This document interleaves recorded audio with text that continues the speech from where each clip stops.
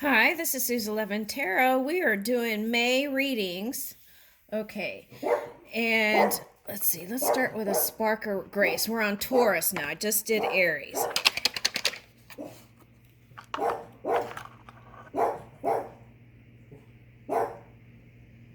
Take action this week to support one cause you care about. Okay. Okay, so altruism, right? Okay. Also, I wanted to say that Jupiter came up. Okay, if you're cusping energy with Aries, Jupiter came up. So what you want to do is take action steps towards anything that you want to harvest. Okay. All right. So that is the key here is go ahead and plant those seeds, right? So that when that Jupiter kicks in, after the first week of May, you'll really start to see, I think, be able to see it in the physical reality. Okay, so take action this week to support one cause you care about. Altruism is a good way to get out of kind of like self-pitying energy too. If you're in that kind of energy, if you went from Pisces moon to Aries moon. Okay, so see the humor, seize every opportunity to laugh and treat others as they want to be treated. Okay, so the key is to treat other people with grace and love, right? Okay, I feel like that's what the message is. Remember that how you respond to things is within your control, right? No one has control of your emotions but you, right? Okay, in that way you could get out of victim mentality and move into a place of action or doing or dreaming to move into action so that you can get out of that. Now, that's very key here, to get out of victim mentality, like something's done to you. Okay, so start thinking in terms of things are done for you. In this way, you can shift that energy. Instead of getting in things are done to you, things are done for you so that you can move your energy and move into a higher place. In that way, you can thank the person, whoever you had an entanglement with, that was to help you reach for higher places within yourself, right? And to really see yourself. That's the key there, through self-study and self-awareness and connection, right? And that's how we make the adjustments to move into that Uranus energy, which can be like big paradigm shifts. Look for the silver lining in unfortunate situations. That was in my hand. Wow. Okay. Yeah. Okay. That's very key for the growth here. Okay. And I feel like also, if you're a public person, that's also helping other people to kind of reflect on themselves as well. So be easy on yourself. That's what I got. Okay. And always ask help for spirit when you need it. Okay. All right. Let's see what's coming in. Yeah, the feeling that I got in Taurus energy was not love at all. It was, love, like romantic love. It was more like foundations, that kind of stuff. Clearing up old energy to move into new. Okay, so that's what I was picking up. And some of you are way ahead of the game and already in that big paradigm shift and making the adjustments emotionally to do it. Okay, all right, so here we go. May, Taurus.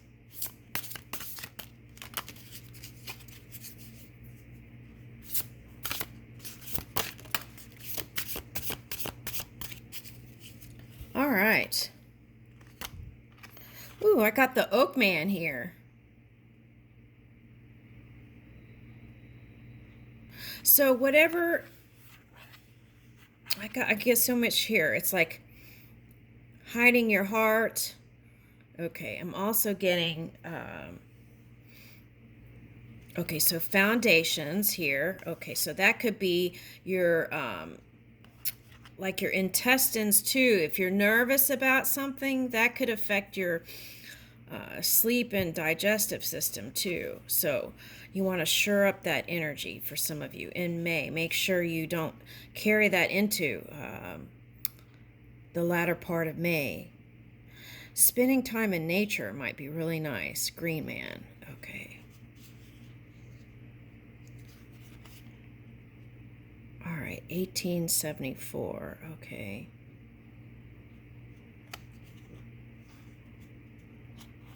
Yeah, I feel like your heart is blossoming. That's what I'm getting.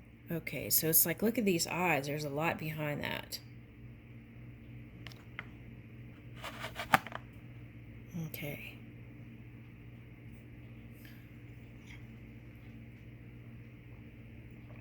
All right, so then we can be mindful of what we ingest, and if we ingest those beautiful things in our mind, right, and also in our mouth, then we can start to blossom things that we really want. Okay.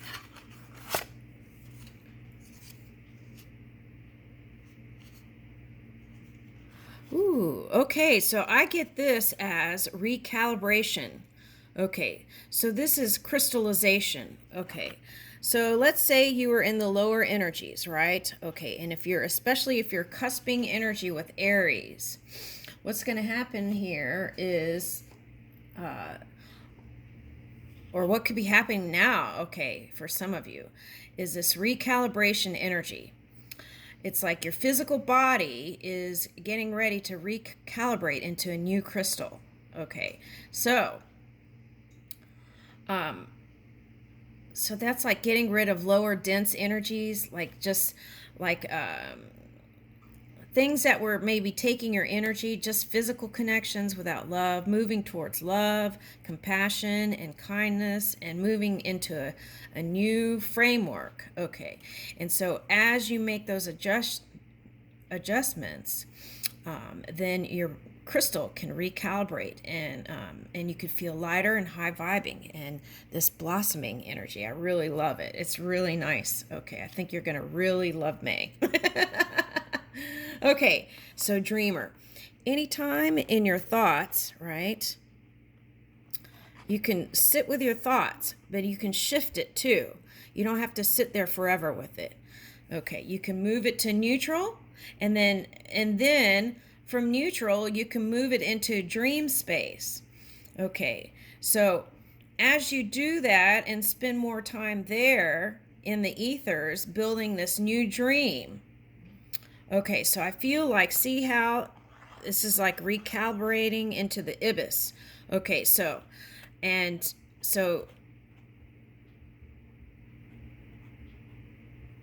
feel like this is like waiting for the vortex to flow. That's what it feels like here energetically, and that's how I can describe it. Okay, and this could be the moon too for some of you. Okay, so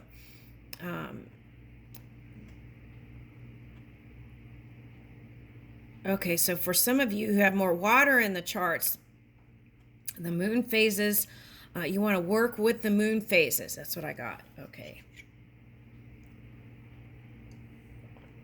For some of you, this is wanting to be with a water sign, and maybe they have air rising, some of you. Okay. Or someone with emotional intelligence that has air in their chart too, or is high vibing. Okay. Let's read this one, what it says in the book. That's what I picked up, crystallization. Here, red. Is there a number on here?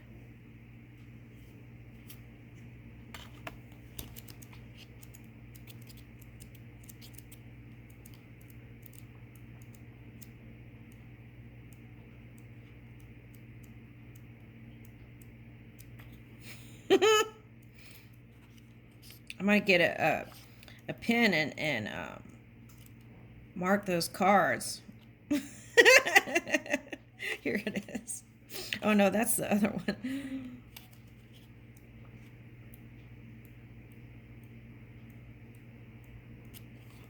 Okay, let's see here. Well, Any day now.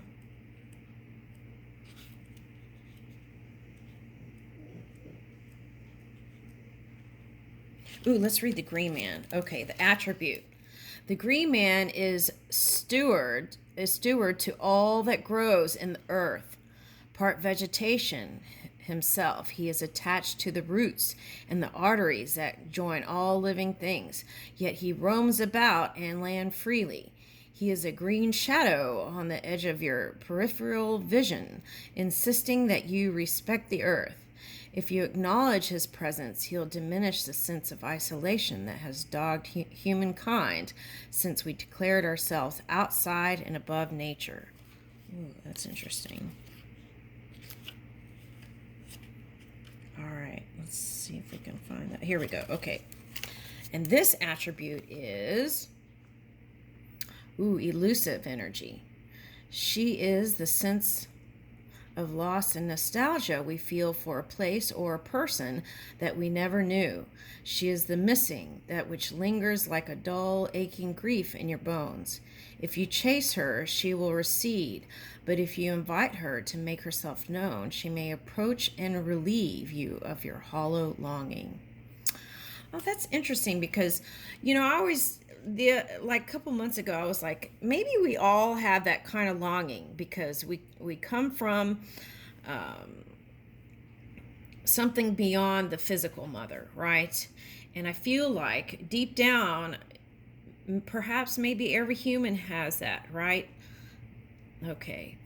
That kind of longing energy. Okay. And I feel like that translates a lot of time into people's love lives.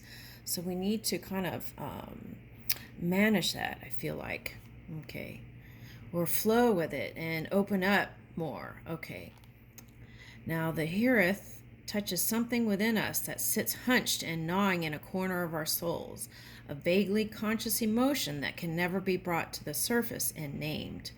All right, so I feel like we don't have to name it, but I feel like it can be brought to the surface, right? Because we've learned that what we suppress can come up and bubble up. Okay. The Welsh have a word for this amorphous sensation. Heareth. H-I-R-A-E-T-H, defined as homesickness for a home to which you cannot return. Okay, I feel like we can though, and that's through getting silent and tapping into that subtle energy within you. Okay, a place which maybe never was, the nostalgia, yearning, or grief for lost terrains of the past. I feel like some people have that with Mars. Okay, grief for lost terrains of your past. Yeah. Or the sadness that comes from knowing that someone who is deeply important to you is forever just out of sight. When we are young, we often believe this someone to be our kindred spirit, our love. Later, we realize a missing person resides within. Yeah. And in order to negate the clinging feelings of loss, we try to mend our sense of being broken by searching for a way to bring together the fragmented parts. In hindsight, the missing part of us may in reality be what it first seemed, a shadow companion whose presence will only break cover when we turn sharply to embrace it. Okay, so this was interesting. Okay, so if we dip in the past, you could use that Aries reading, and it's like if you go in the past, okay, and you're there, reach for something that felt good, right? And then name 10 more things like it. Okay, and that's how you move out of that. And see how the particles reforming? And that's how you can move into this new space. Okay. And then when Jupiter kicks in, okay, so then go ahead and do this and then start taking action steps. And then when Jupiter kicks in, you'll start seeing it. All right, now let's pull another card. Oh, wait, what are these over here? Half the deck's over there. All right, let's see.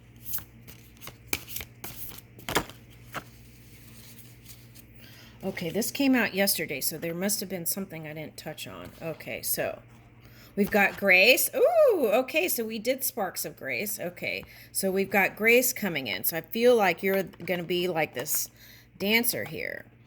Okay, dancing full of life.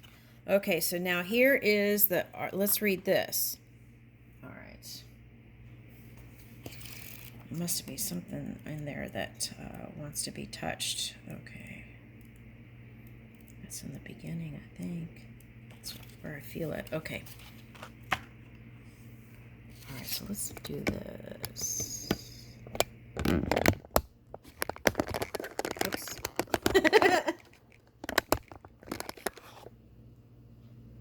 All right.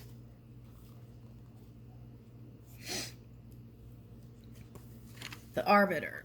The Arbiter is even-handed. When we accept her help, we accept the concepts of fairness and good sense. Yeah. Feeling like life's fair, right? And getting to that point if you don't, emotionally. She is the opposite of impulsive, and her weighing of any situation makes us better able to decide between short and long-term gain. In trusting her measured approach, we find it easier to separate our wants from our needs and our cravings from our necessities. Okay, persona. She is incorruptible and astute, and the quality of her mercy is not strained.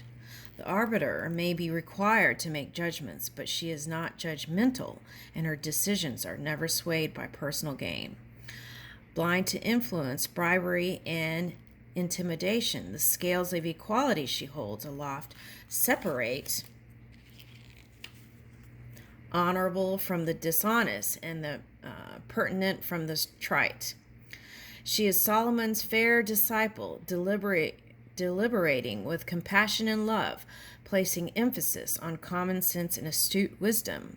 Her core values demand that she defend the notion of fraternity and liberty against despotism and tyranny. Throughout mythology, the Arbiter has many names: Themis, Astrea, Horae, Horae, Athena, Inanna, Inanna, Maat, Maat. But she has remained consistent to her principles of even-handedness. She's aware that human nature is a pendulum swayed between generosity and avarice, and her deliberations take into account the imperfections innate within all of us. Okay. So in feeling that fairness, right, and things are just, you can get out of victim mentality and move into this dance of life. Thank you.